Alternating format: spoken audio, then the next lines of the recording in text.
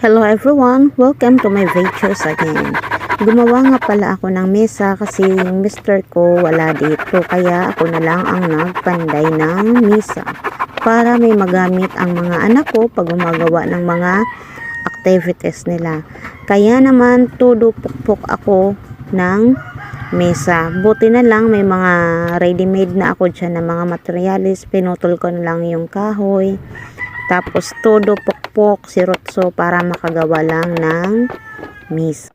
Di ko na talaga inasa pa sa ibang tao ang paggawa ng mesa kasi kaya ko namang gawin.